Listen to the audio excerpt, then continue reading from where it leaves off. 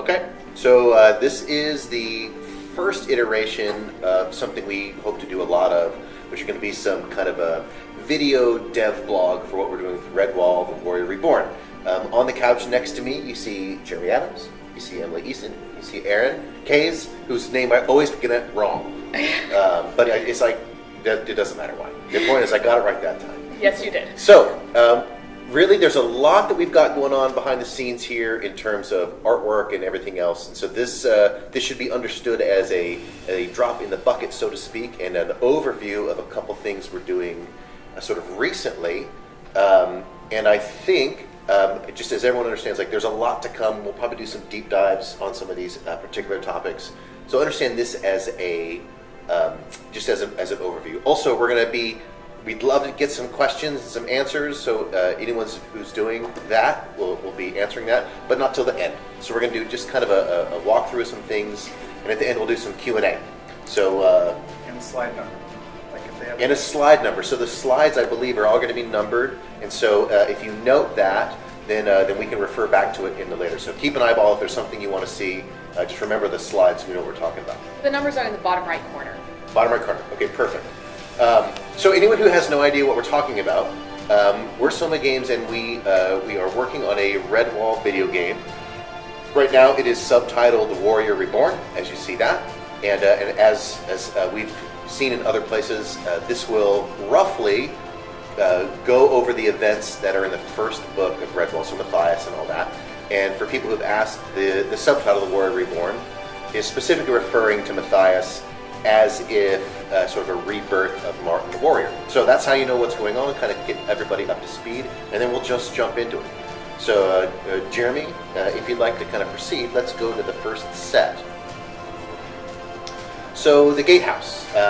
This is a piece of the Redwall Abbey in the wall, and let's just go ahead and jump right in. And then who wants to talk? Jeremy, go ahead. These are some original concepts for the Gatehouse.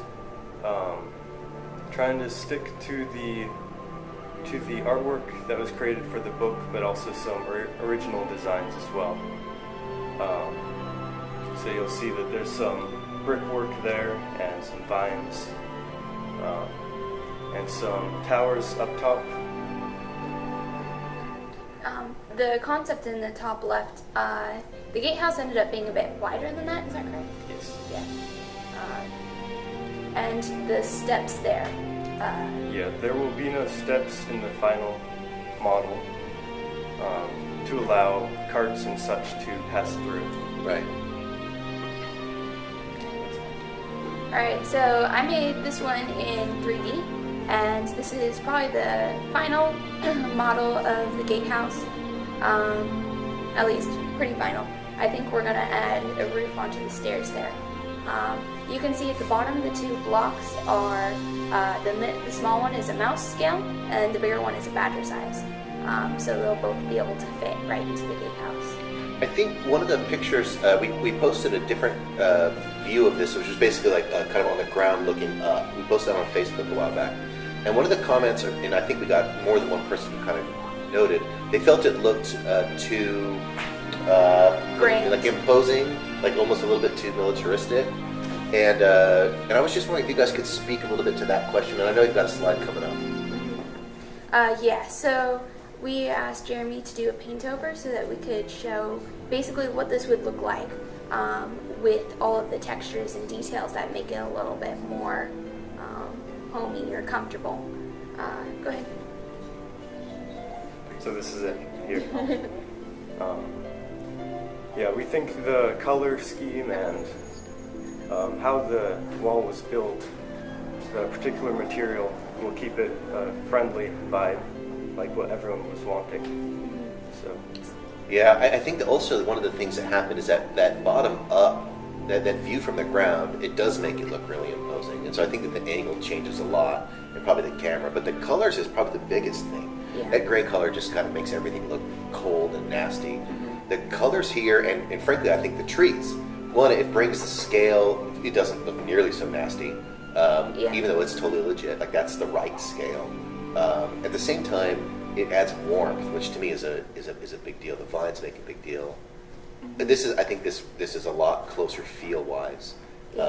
That gray has a bad thing. Also, I noticed that you see up here, you added the roof in here, and so probably one of the architectural details we're still missing is going to be drainage. We just realized that this would be a huge swimming pool in the rain, so we need to have some gargoyles or something. But by and large, I think this is pretty close to final.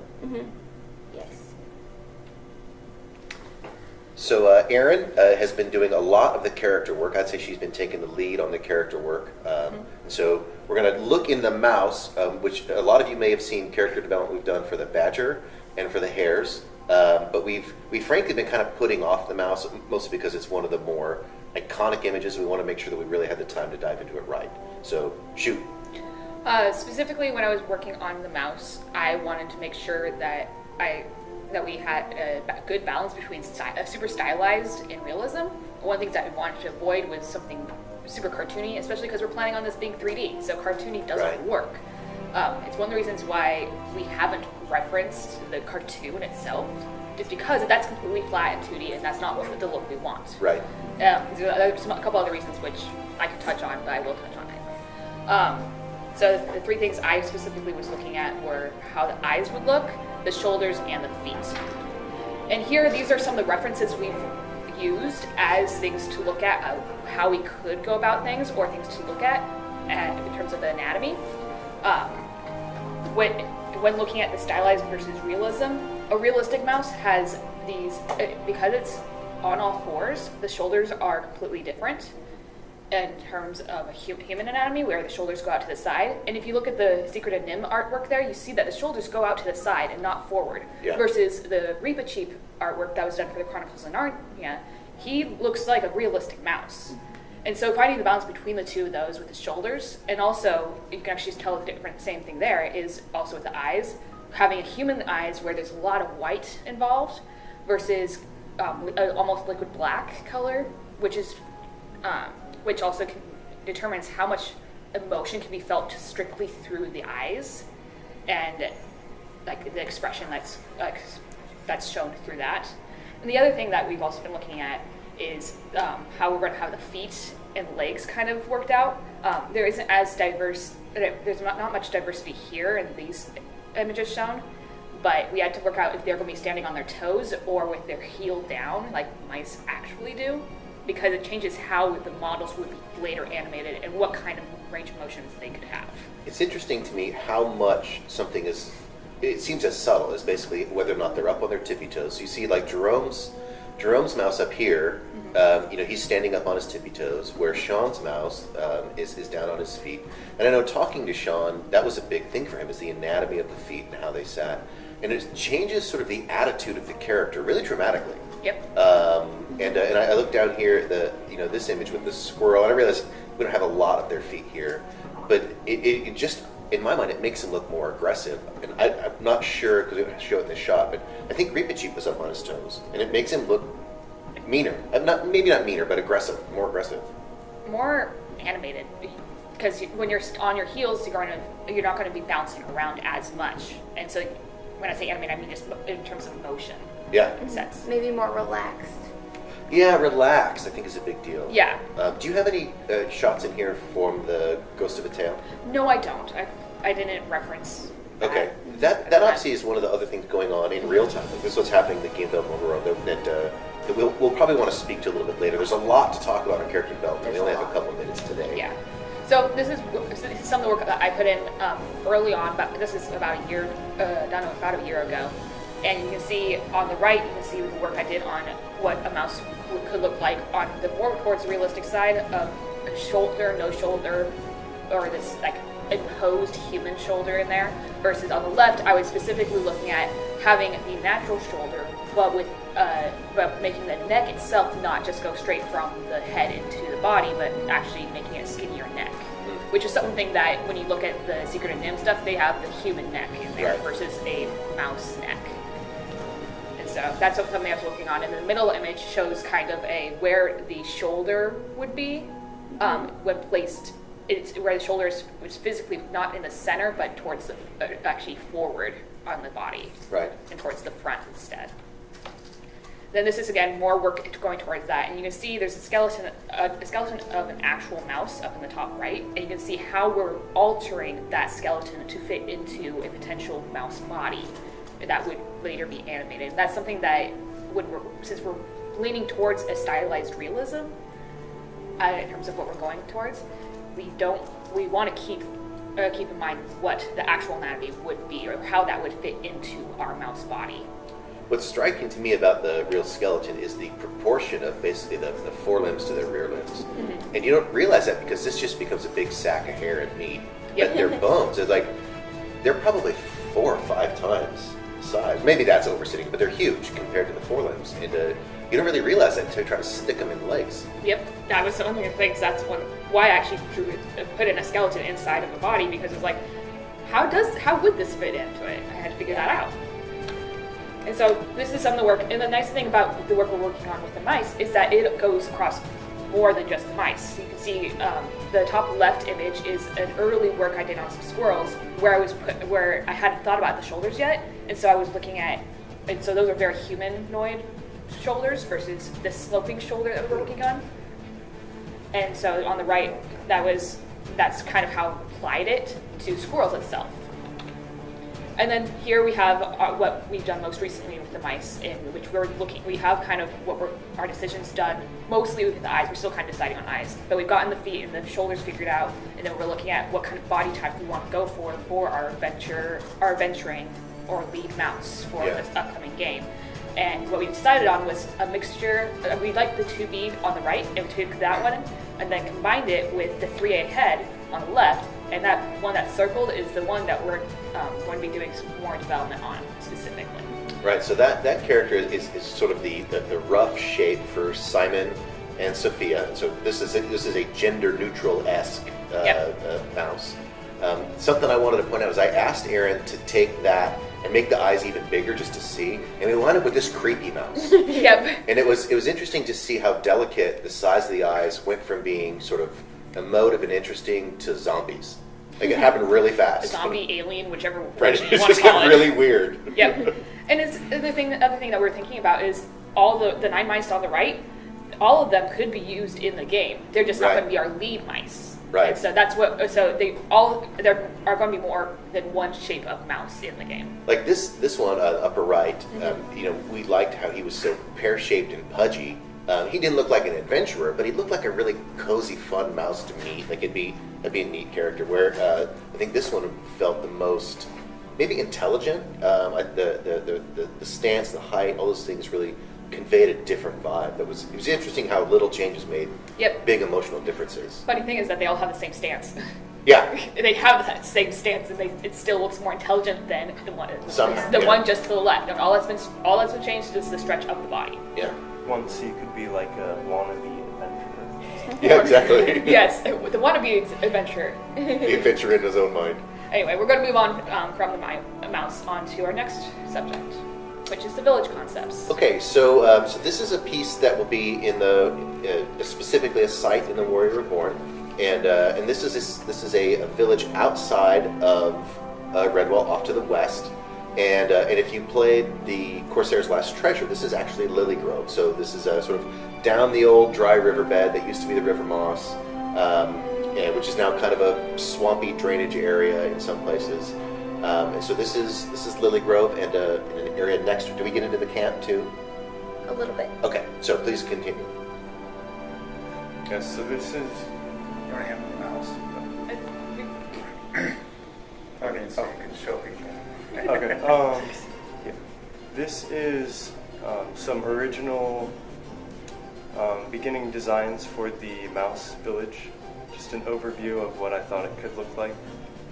You can't really tell what the houses are made of, but there will be later slides that will show you.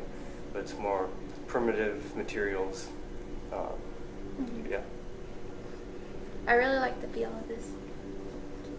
It feels very Highlandy to me, like almost kind of like Scotland, kind of like especially that upper left, and out on the west of this, like we're in more plains, prairie kind of space. I liked the look of that there. Yeah.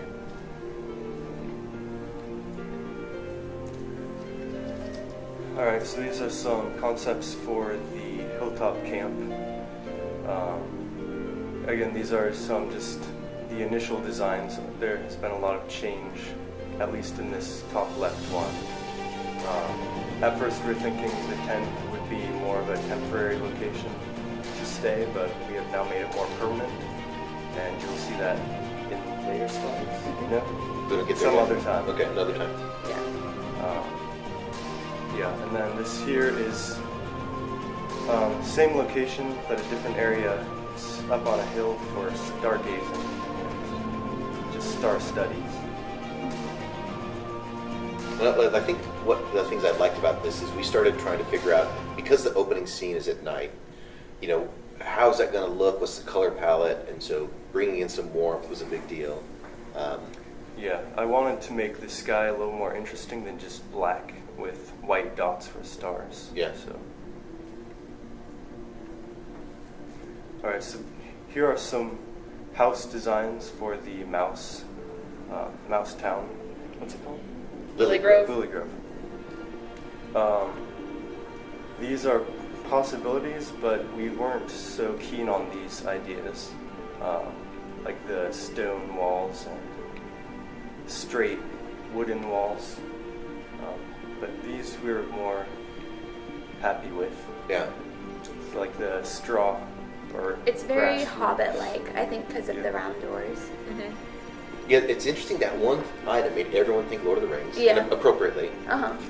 And it's also interesting how many people have drawn connections between the mice and hobbits, like just in comments and stuff like that, as if there's a, I don't know, like a spiritual connection of some of their type, which I didn't expect, but it was really compelling. Well, neither of them are natural fighters, if I understand the hobbits correctly. That seems legit. And Yeah. so there is that kind of connection anyway in terms of what they are known to be. They aren't natural fighters. They love their food. They love their feasting. Hoorah! Yeah. Good point. So, I think that is everything. Is that everything? Yes. I think so, yeah. Okay. That's everything. So like I said, folks, we wanted to keep this initial one kind of short. We just wanted to start the ball rolling here. We've got a lot more to show. Of course, if you've been watching the Facebook, you've seen a bunch more stuff, and so we got a lot more to show. I think, in particular, we have a lot more to talk about on character designs and some of those considerations. But without sort of belaboring this, I think that we've started the ball rolling, and if there's any questions, I guess we'll kind of get rolling with that. So, is someone out there talking? Is that... They would like to know about the music that's from the game. Okay, yes. I wanted to have it on there so that when we put it on YouTube, they have some idea. So that, oh, by the way, So right now, Seth Stanley is the fellow who's been working primarily with our music. So this is a theme song that he's been working on. We really like it. So yes, it is from the game. It's an original piece, and it's one of several. So if we do this the way we expect, we should have a whole soundtrack of a lot of different pieces for this. Some of them are all epic in that. Other ones are more songs and folky stuff. But yes, so there's that question. Another one we got is Jeremy part of the team? Yes, I'll let you answer, Jeremy. Yes, I am. So who's asking that? Is it Jeremy's dad? Ask that one. Let's see, I'm looking back. We have another one that just popped up here. Has the team looked into animated show for any inspiration for character movement or style? No. We specifically one of the things I started off doing is I knew there was an animated show when I first came in. I never saw it as a kid, and I didn't want to go looking at that because I wanted to try just getting my initial inspirations for the mouse and any kind of concepts I did just from my imagination and from the book. So initially I never started off with any referencing of the animations or of a lot of other I didn't look into Jerome's work very much either. I've definitely seen it before, but I didn't go looking at it early on. It's now very much a reference piece to look at, but for a lot of the initial concepts I didn't, and maybe we'll look at it in terms of how to animate later on, but we're not at that stage yet to do the animations. Right. And I think we'll probably end up coming up with our own way of doing it. Chris mentioned this earlier. There's another game out there that's currently in development called Ghost in the Tail, and how they have their animations done for them, and the model for their mouse is beautiful, and it's something that's like looking at how they do it versus how we want to do it is also something that it's like we're using them also as a reference, not wanting to copy them, but use them as an inspiration. Be really aware of what they're doing. Yes. Yeah. Because we will be compared to them. And is it a they or is it a he? Like I always see, is it Siege? Is that how you pronounce it? It only seems like is it a one-man team? I don't know. I have no idea. Okay, we have Squishy Dragon wants to know, will there be plushies in the future? Lord willing, right? That would be great. There's actually a legal component to that question that I don't know. And at the moment, legally, we don't have the rights to make merch, although anything can change. And I think that if we wind up with characters that people like, it'd be an easy sell. So I have to imagine that the rights owners would be open to that if people want them. Plushies, I love that. That was my little sister. Is that right? Yes. Maybe just for her level custom made. So, are we more questions? You wanted We to just got another one come in. Okay. I can't even pronounce this this username, but you may not yet be at this point, but will your characters be able to run, climb, etc. as quadruped as well as biped, or will they stay upright? Right. We've definitely talked. I'm not sure about the climbing aspect of it because we haven't talked about that in terms of gameplay, in terms of what reasons to climb, but it's definitely to be considered, somewhat. But in terms of the running, that's definitely being talked about in terms of it would be fun to have them run on all fours when they're running, and then walking being more slow-paced, two-legged.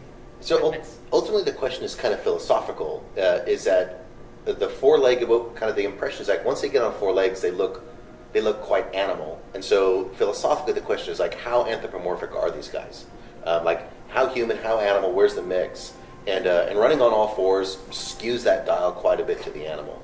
Yeah. But it's also really interesting, like visually, and it's exciting. So I would say it's under discussion, and we're probably leaning towards yes on the all fours, but it hasn't been determined yet. Okay, we have another one from Todd Rivenden. Is there any kind of target date year for the game at this time, or is it just too early? It's too early, and I know that lots of people ask that question, and we're being deliberately very coy about it. And the short answer is like we made a decision really early that it was super important that we do this right and not try to hit a certain schedule, because that would force our hands into things that we don't want to do. So I guess the short answer is that it'll release when it's ready, and we don't want to make any promises that we wind up having to slip on. That would be horrible. But I hope that by showing progress, you see like it's not just hot air. We're not just making stuff up. And of course, I think that's really ramped up quite a bit in the last couple months as we felt that it was time to start showing what we're working on. I think it was a question on your the characters, like how they would walk, and it would be, this is from Squishy Dragon again. Mm-hmm. Maybe like Reaper Cheap in Narnia movies. So going from quadruped to Yeah. Yep. I think that's a good example because he is a more dignified character, so he's not just completely beast or anything. Right. So yeah. Okay, Narnia, however, makes all of their characters like they're not anthropomorphic at all. They just talk, right? And so that's on a different angle. Yeah. There's not any sense that these are human-esque, except for that they speak. So here's another question, and this we've been having these discussions in the office. So this is from Misty Swirl 1. If your animals wear clothes, will they be fully clothed or only wear shirts? Right, the pants question. The pants question. I love this question because it's a question of, okay, if they're naked, if they don't wear shirts, but they're not actually covered, why are they wearing clothes? Right. So it wasn't related to Redwall, but we had it in a different game we've recently made called Battle Garage. We actually put pants and very deliberately on pigs and chickens because we were like, well, why aren't they fully clothed? If they're going to wear clothes, have them be fully clothed. And in this case, we have to. It's something where we haven't gone completely into what the clothing is going to be looking like. We've done a little bit of work into that, but it's been more about the body so far. yes, they will definitely have shirts. I think the pants part, if its pants are more like skirt-like and kilt-like, that's where it's debatable. And I think that part of it is that it's a question of why they wear clothes. Are they wearing clothes because they're cold, because they're trying to cover up, because it's a fashion statement, or just a cultural statement? Is it just culturally acceptable for them to only wear a vest or something? Yeah, like if they're not covering their private parts, then what are they doing, right? And so it has a really philosophical thing. But there's an anatomical issue too. It's like, just like you were talking about shoulders, these guys don't have hips. Yep. And so like, where do their pants go? Like Yep. so you have to make something up. Jerome's image, suspenders maybe, right?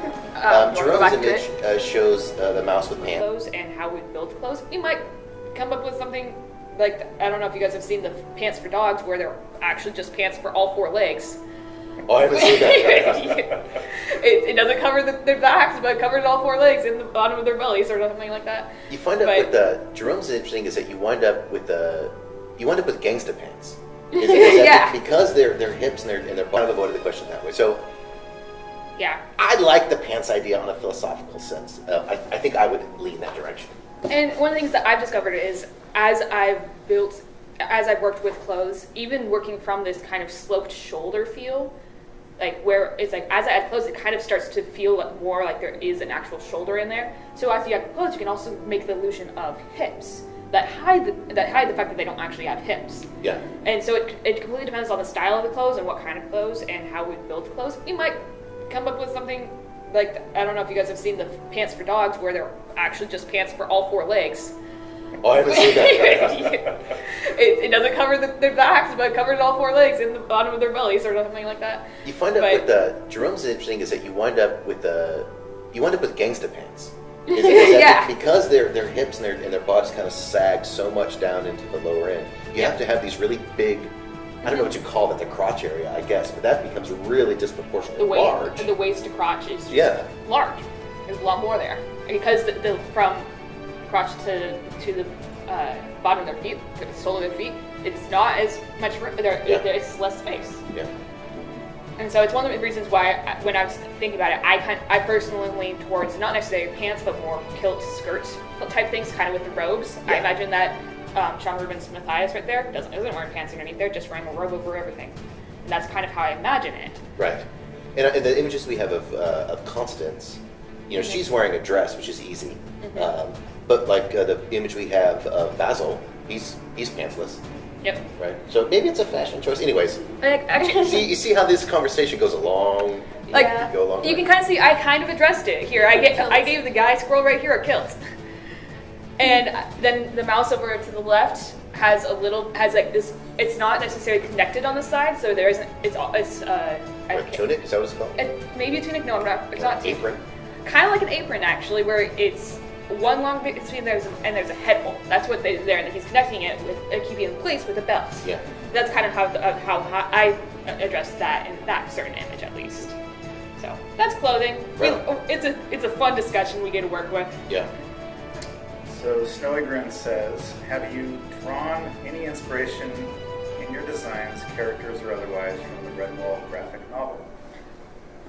No, because I know I've seen a couple images, but it's one similar idea to the cartoon, where I was trying to keep myself I was trying to be as new as possible and unbiased as possible and uninfluenced as possible early on, as we're designing things more like deliberately now. And as we're getting into this part where we're actually just making those certain decisions and not just doing explorations, that's definitely something that we'll probably be pulling from in terms of references, but it's not it was not an early reference for sure. I would say one, it's not the same, I realize, but one of the references that has been a lot in my mind, though, has been Mouse Guard. Yes. The look is very different, I realize that, but what they've done in Mouse Guard, I think, is really... I like Mouse Guard. It's just really nicely done. It's really crisp. It's really dramatic. And so I like their art a lot. I don't know that we would apply it here directly, but it's inspirational in a sense. Speaking to that, and also to the previous question, I like the mouse guard clothing because it's different. It's not necessarily humanoid clothing. Yeah. Where their armor doesn't have. I don't think the armor has shoulder pieces on there. I'd have to think about it, but I think you're right. But I remember looking at mouse guard clothing specifically because I liked how they dealt with it. Yeah. So Zeratio HS says, would there be armaments, weapons, and how would they scale to the characters? The short answer is yes. Like, I don't think you can tell Redwall's story without weapons and armor. It's part of the deal. I mean, Martin's sword is probably the most iconic piece in all the stories. So yeah. That said, like you're right, is that they have to be sort of species specific. And so what would be conceivably you could have weapons that maybe for a mouse is a claymore and for an otter is a short sword. I mean, you could do something like that. But it seems more realistic that they would have sized weapons and armor that fits that species, right? So just like you, which is no different than what we do for humans. You've got armor for little people and armor for big people. So it wouldn't be unusual. But you got to have it. It's part of the deal, and I don't say that as an apology. Like that's knee deep in the whole story. Let's see. All right. Todd Rivenden says, one last one. Is there a focus of the game going to be, or is the focus of the game going to be Matthias, or is the player playing a different character, following Matthias and others on the adventures? You'll be playing an extra character, and so in this first chapter, which will be the kind of first thing that you're seeing the Lily Grove scenes from, you are playing another mouse, and so that will be either Simon or Sophia, who are roughly equivalent characters, a male and a female, and you will get to sooner or later you'll get to kind of episode. John points out it's kind of like an episodic sort of thing. You'll get to interact with Matthias sooner or later, and the other characters in Redwall, but you will not be Matthias. And and that was a decision we made early on, which went something like this, is that we really feel like the text of the books has to be sort of sacred and unchangeable, at least in its broad strokes. The moment I think that you allow a player to be the main character in a book that is sacred, you allow the possibility of you have to do one of two things. Either you make it so that their choices don't really matter, and so they just are sort of like playing on a rail, which is no fun. Or you give them the opportunity to kind of break the story, which seems to sort of, like, for example, what if you never found the sword? What if you lost the battles, whatever? And so you either have to take away agency or you have to take away consequences, and neither is awesome. So by playing an extra character, you're allowed to have your cake and eat it too, which is what we decided to do. So I think that's probably a good time. I don't want to go this too long. We hope to do more of these. So let's go ahead and wrap this up. Thank you very much, artists. I'm sure that we will have more. Just to remember, this is Erin. Hello. This is Emily. This is Jeremy. Hi. I'm Chris. And we're Soma Games, and we're super excited to be working on Redwall. So look for you more, and see us more on Twitch. Bye-bye.